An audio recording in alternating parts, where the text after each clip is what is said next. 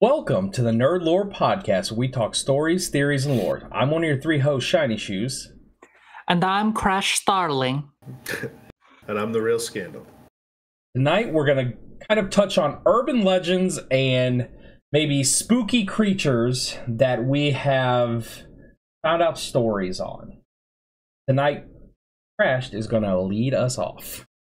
Well, thank you for the introduction of now I have to tell a story. I definitely prepared that one. So I was looking through, did you guys look through, I looked through the wiki for urban legends to find one that actually interested me. I sent that list in the Discord, and it had a bunch of different things in there, and I kind of vetted through all those and found one that I found. Yeah, per state. Per state. Yeah. Then I went up for Illinois, which, God, that was abysmal. It was so boring, just like goddamn state. What was and it? I was like, what? What was it? Nothing. They were just boring. It was like it wasn't like a specific story that you were bored with. It was like the top most 11 Illinois urban legends that will make you not sleep at night. And one of them was like, this clown tried to abduct kids. And it's like, that just sounds like a crackhead. Yeah, doesn't sound probably East St. Louis, definitely. I'm going to sleep fine. I'm not a kid. You scare me. I'd be terrified. I fucking hate clowns. Clowns don't scare me. Unless you're alone. If you're alone and you see a clown, hell no. But it bothers me, and I don't know what it is about them that bothers me. It's not even that they terrify me or anything. But I don't know, man. You put on a ton of makeup and your jokes suck. Yeah. And it's wacky. So I get it. Spray water from the flower whenever someone comes and sniffs it, right? I'm with you. I don't like them. It's not a thing for me. I'm not a fan. I'm just missing the makeup, and then boom, I'm right there. My jokes already suck. And now Bozo the Clown. Do you guys know who Bozo the Clown is? No. No, oh my god, I'm fucking old. Okay, so Bozo the Clown was this show that was on, I think it was Saturday mornings. And I don't remember much about the show, what the show was actually about. But I think that's where Krusty the Clown from The Simpsons, I think that's who he's made from. That's how old this is. Okay? But the thing that I liked about Bozo the Clown was they had this game, and it was a ping pong balls, and then they had 10 pails that you put flowers in or whatever. And if you made it through all of them, it was like beer pong before beer pong was a thing. And if you made it all the way in the last one, you won a big surprise. And that was my favorite part about Bozo the Clown. And so I liked that clown. Sorry, I didn't mean to that. We went way off on a tangent there. I apologize. That's what I was hopeful for. So after looking through the list on Wiki, and I was like, I don't know any of these. Some of them are kind of boring, or there just wasn't enough content for me to even talk about most of them. And I was like, I found the Slender Man. Did you guys ever play that game? What was that, early 2000s, the Slender Man? You didn't play it? I've watched it. I didn't play it because I don't like jump scares, man. I don't like it. I don't like that raw. You know what I mean? People jumping out of the closets and shit. I don't like that. No. I don't like it, man. It's in my bubble. You're in my bubble. It's pretty spooky. I played it a lot. I never got all 8 pages. The original, I don't know if they made a second one. I feel like they did, but and there's movies now, right? I heard about the movie. I did not hear good things. Are you saying that? It can't be worse than that Airbender movie was. We don't even talk about that. Yeah, never happened. What do you mean? There was no Airbender movie. The one that's on Netflix right now. No, there was no Airbender movie. What do you mean? That doesn't exist. Okay, I mean it's definitely there. It was definitely not good. You must be tripping right now. It's fine, dude. We had Super Mario Brothers and some of those Teenage Mutant Ninja Turtle movies were not great either. So it's fine. You guys can have that. We have nothing because it doesn't exist. So the Slender Man, which I thought it was based on stories of some faraway land, it was it came from reality. No, this was literally its origin was an internet meme. It was not the original creepypasta, but it was one of the sparks that brought creepypasta to life, apparently. But like, I'm trying to find the exact origin of this thing, and it was basically in 2009 there was a thread on Something Awful internet forum, which was a Photoshop contest to create like a spooky monster, and someone created. Let's see if I can find it. No, I don't want to see it. I don't like I hate this subject.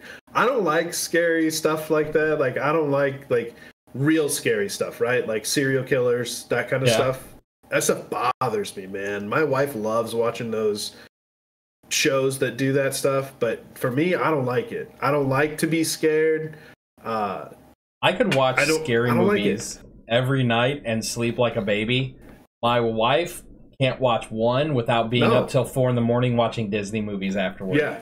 Oh yeah, dude. You have to put on something that is like way better, like takes your mind completely off of horror. So I hate horror. Like it bothers me. It bothers me. And are you crazy? I have I think that's why my like hyper focus on demons and things like that and religious enemies and things like that was like so prevalent for me, was because the Exorcist terrified me, and I was always afraid of and I still to this day, like just out of nowhere I'll be like, hey, my daughter's coming down the stairs, I'll be like, please don't be backwards crab walking down the stairs. Like that, it's messed with me that badly, right? Like I hate it when my daughter cries in the middle of the night and I gotta go in her room. I'm like, I better get ready to fight whatever the fuck is in this room right now. Like that stuff terrifies me, man. And Paranormal Activity, dude, no, I can't. I watched all of them though. I've watched every single one. They got really dumb as they got on. Like it was dumb in the first one, dude. No, dude. Okay, like you go back and you think about it, and you're like, okay, that was pretty stupid. But like the story behind it, it was a good story. Yeah, I know, but it does not execute in like a movie format. It was literally like in most movies, you've got build up, climax, and that movie you were like, I can't wait for something to happen. It was such a slow burn. I loved Paranormal Activity, man. Oh god, terrifying. It was so good. I'm not even a hater of it. I'm just like I don't get it. If something like fell off of, like if a door slammed, I'd probably be like, oh, I'm leaving the house. They like went back to bed and shit, and I was like, this is so unrealistic. Remember when all the stuff in the kitchen was all messed up and they're like, well, that's weird. I don't want to remember that movie. I don't want to remember things about that movie because I won't sleep tonight. So let me just explain to everybody how big of a pussy I am when it comes to horror stuff. It's fine. I get it. I'm comfortable with myself. Just understand, I hate this subject today. So on the topic of horror, check out this young boy, the Slender Man. So this was originally a Photoshop contest where someone sent in 2 black and white images, I believe under the pseudonym Victor Surge, and it was with two groups of children where they added a tall, thin, white spectral figure in a black suit with tentacle-like appendages. But he was really tall. It was basically like a pencil. So eventually, this turned into a video game. Like this pictures themselves were turned into a video game where you had to find 8 pages, and you were in the forest with a flashlight, and he was chasing you around, and it was good. It was a good game. And if you looked at him too long or he got too close, the screen would flash with static, and you would just hear. Oh, it was good. It was a good game. So what I didn't know is that instead of this being like stories from real life events turning into like fiction and fantasy, this went from fiction and fantasy to turning into real life events that like some things happened apparently. So because of Slender Man, a completely fake, not real thing, in 2014, let's see, I'm trying to find the exact thing. Yeah, in 2014, a moral panic occurred over the Slender Man after readers of his fan fiction were connected to several violent acts, including a near-fatal stabbing of a 12-year-old girl in Wisconsin. So apparently, I don't know what the exact reasoning behind it was, but two girls in Wisconsin held down a 9-year-old classmate and stabbed them 19 times because they thought if they didn't, they would become a proxy for Slenderman, and he would kill them and their families. And I'm like, girls, I could have linked you the wiki article right now that says this was just made up on the internet. Like, you didn't have to do all that. No, are these white girls? Do you really have to ask? Yeah, because that's some white people shit right there. That's why you don't really have to ask. I'm almost positive. I'm 85% positive. Hold on, you know what? I'm gonna look it up right now. I guarantee you it was. That's white people shit right there, man. That's what we. That's crazy, so stupid. Is what it is. It's yeah, insane. weird. Yeah. What Yeah. the? Okay, nah, I'm done. There's a documentary on this thing. Oh, on this incident. Okay. Oh, I'd Beware the watch that. Slenderman. That would be awesome. I Um, hope it's filed under comedy, because what an absolute joke. There's a documentary on Netflix about a haunted house, and they did the documentary at the actual house. And during the documentary, they had paranormal things happen to them. So they were basically could talk about the documentary while in a documentary. Oh, No, it's so nope. cool. Nope. Couldn't pay me enough. Oh. Couldn't pay me enough money. Nope. Slenderman is dope. Well, did you? I don't know if you guys. I know it's Shiny. You and I have talked about this, and I think you stopped watching after a few seasons. But Supernatural. I'm almost done with Supernatural. Like, okay. We're on the last season. Good. So, do you remember the one where they? There was this like ghost that was killing people in a house, and it was there only because the townspeople believed in it so much that it became real. Like, it was never a true story and whatever, but like the whole premise about it was that if enough people believe in something and wholeheartedly believe in it, Will it to life. it's real. Yeah. It becomes real. Yeah. Crazy. I'm just believing. That's the whole as hard as premise of Freddy Krueger. Literally, the whole premise of Freddy Krueger is Freddy disappears until people remembered that he existed again, and that's when he would come back and kill people. Yeah, but he was based off a real person. Well, yeah. So he died. Like the town killed him. Then he vowed vengeance on their family, and then he would go away because the parents wouldn't talk about him. Nobody would talk about him again until some kid heard about him or read about him, and he would come back because of that. That's what I hate about this shit, dude, because I forgot completely like the story behind Freddy Krueger until you started, and then like it started bringing flashbacks back and flashbacks of the movie and how old I was and how terrified I was, and see, I just can't. I can't, man. We'll talk about spooky stuff as well. I also kind of found an urban legend that I really love, and it brings together a lot of things that we enjoy in this podcast. Government conspiracies, old-timey viruses, Mississippi. I don't think any of us have ever talked about Mississippi. Are these things that I've ever said I like? I didn't even know that word was in my vocabulary until you just made me say it. We love. So, basically, what I'm going to talk about is a mysterious virus called Macritis. It was originally thought to be first experienced in like the 1600s in England. So you contract this virus by ingesting large amounts of lead. And it can only be contracted by men. And it's like only a certain number of men can get it. Because most of the time, if you ingest a lot of lead, you die. Lead is poisonous. It will kill you. Which is why people ask if you ate paint chips as a kid. If they think you're dumb. So because it'll mess you up. It used to be lead paint. But according to this, 1 in like 10,000 men are able to survive with massive amounts of lead in their body. When this happens, their liver and kidneys work together, to expel all this lead. And they secrete a pheromone that is said to drive normal, sane women insane.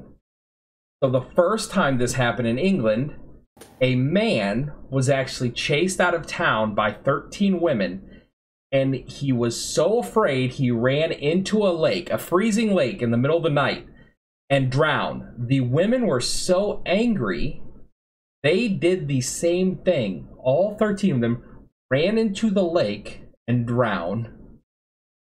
So, flash forward. Nobody hears about this. Nobody talks about it. Mississippi, 1950s. There are the gentlemen town ingest a large amount of lead. And again, there's not really a lot of information on any of this because everybody that says it happened said the government tried to cover this up. Because what their assumption is that the government was in charge of spilling lead or polluting the land so that large amounts of lead were put into the city. So the men ingested this lead, thus making a night of terror in this unnamed Mississippi city. So the women of the town went on a murderous rampage. They went through killing everyone because the men were infected with this mercritis.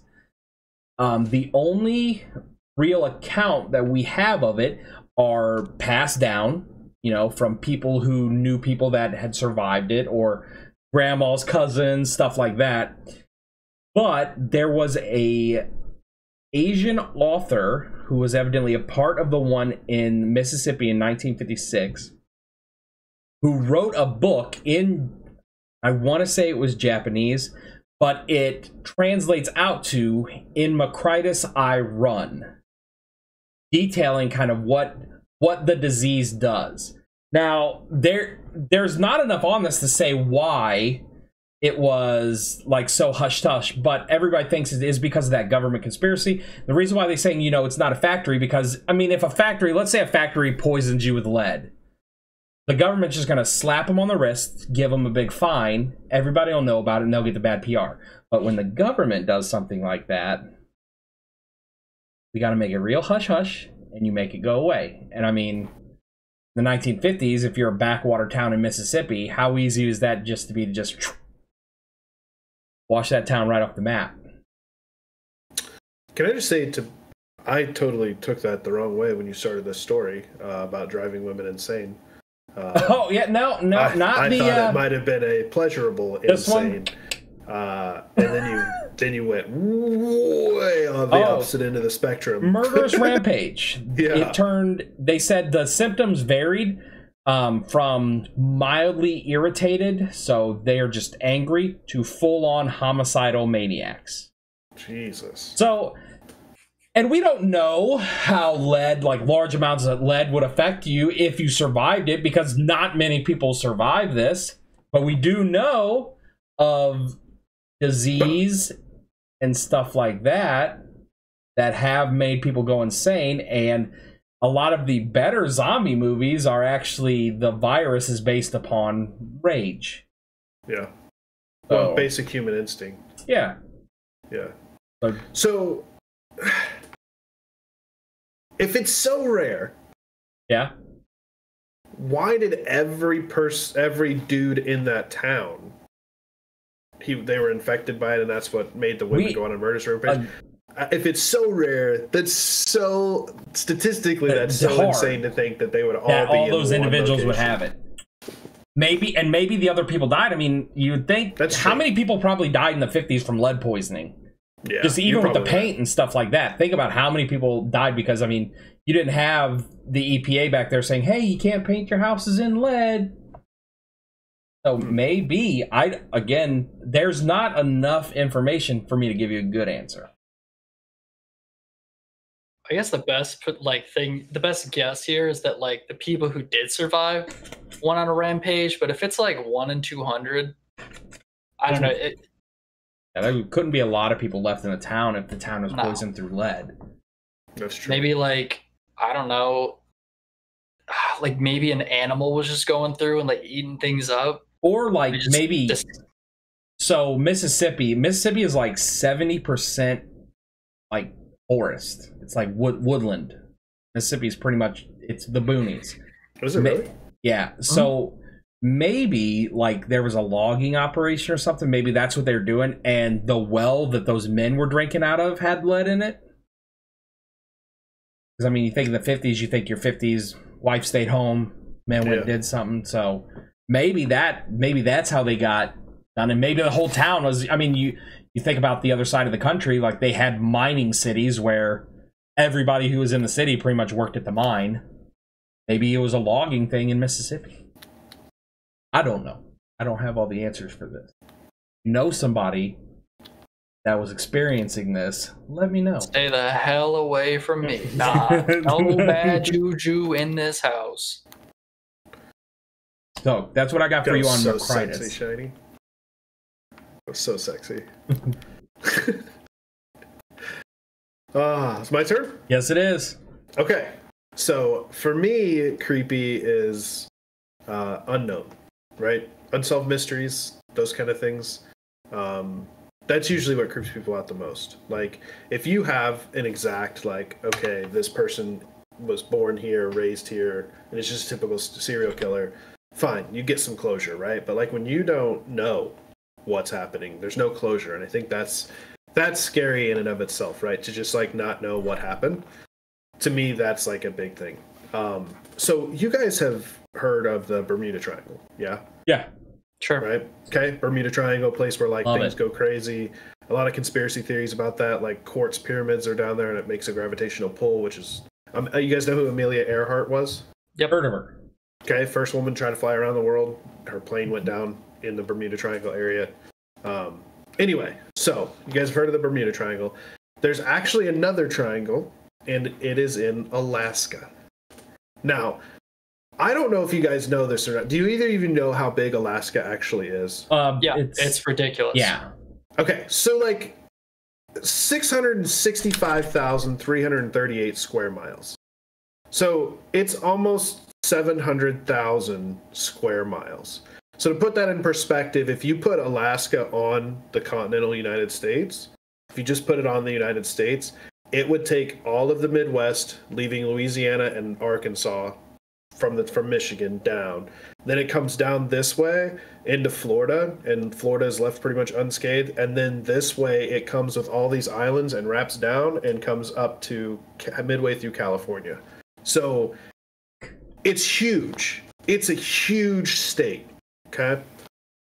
So in this, let me turn over here to my notes here. From Barrow, Alaska, which is way up at the top, to the north part of Alaska, down to Anchorage, and then over and down to Juneau, Alaska, and then back up to Barrow. That is the Alaskan Triangle.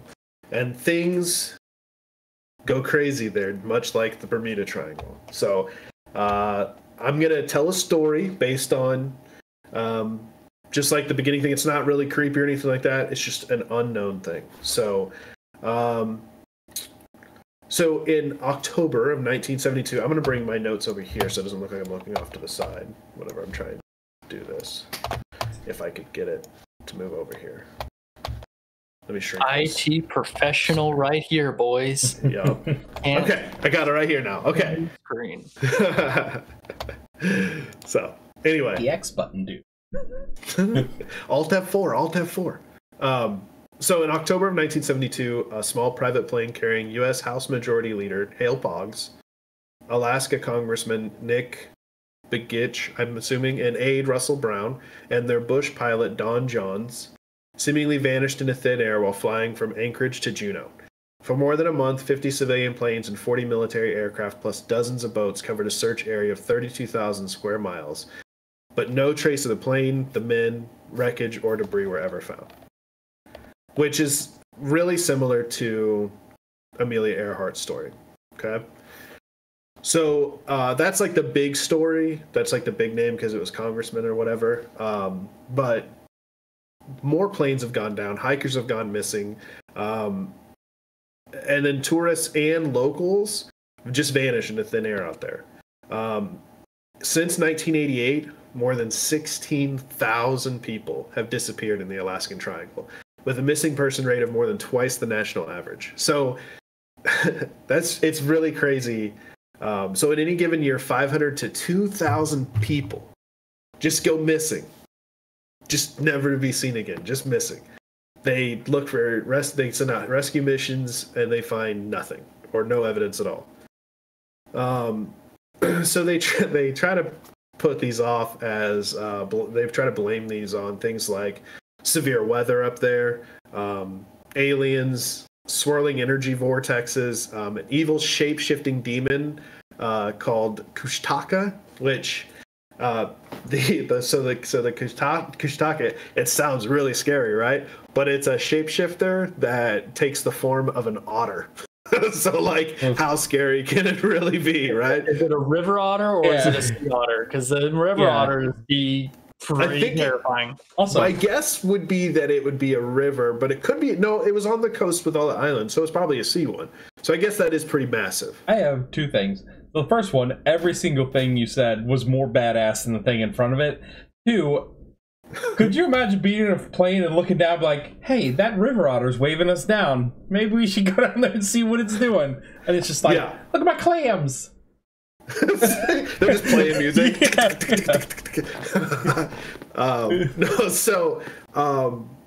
So these things worked a lot. Some people believe they worked like sirens, but instead of them singing and bringing people ashore to crash their ships, it was more they would make the sound of an injured child or woman, which would draw the men in, and they would crash and die. Some believed that they would turn you into one of them if you were caught, and so like that's how they kept. I don't know. Anyway, so that's kind of the story of the Kushtaka. So like a vampire and a siren, but they pretend to be otters. Yeah, right. Yep. Mm-hmm. Yeah, I would join that cult. You kidding me? I'm in. I'd be the vampire otter. Do you remember the movie where it was like vampires in Alaska? And it was dark for... Yeah. Mm-hmm. It was 30 days. Yeah. 30 days and nights or something like that. I think is what it's called. Why am I getting that kind of vibes from this story? Like, Yeah, right? Okay. Well, okay, so let me just say this. So while I was in the military, a buddy of mine he got cross-trained over into our career field, and he was a crew chief. And his crew chief buddy they basically stay with one plane and fix it and work on it. That kind of, they make sure no, they're not mechanics. Anyway, so crew chiefs, that's what he came from. So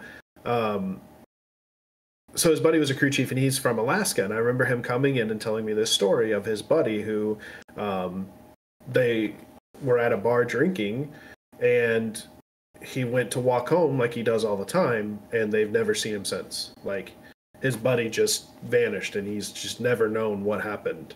That he was walking home. He says he doesn't know if they pissed off the wrong person and he was killed, and they just hid the body underneath all this snow and stuff like that, or he doesn't know if he just fell into like the water somehow because he was drunk. He has no clue what happened to his buddy. He's just never seen him again. Like, that's so crazy to me, right? To like not that to me is scary. That's fear for me of like just not knowing that at any time we could just go and nobody would know why or know what happened, right? So yeah, okay. So most people just believe that because this is Alaska, it's filled with dense forests, craggy mountain peaks, massive glaciers, hidden caves, deep crevices, where like aircraft and things could not be seen from a plane, right? So, and if it's far enough in, nobody's going to tread that far to look. It's also filled with like crazy wild animals, and like you never know what kind of weather is going to be there. But yeah, so the only other thing that was like really interesting about this, and this isn't really scary at all, but they believe that there are positive and negative energy vortexes that are around the world. Positive. Let me make sure I read this right. Positive vortexes spiral in like a clockwise motion, and they create this enhanced flow of energy. And they said that this is supposed to be conducive to healing, meditation, creativity, self-exploration. People actually look for these. They're said to be in the Egyptian pyramids, at Stonehenge, the Sedona Desert, and sacred temples and cathedrals throughout the world. So they believe that these vortexes are there.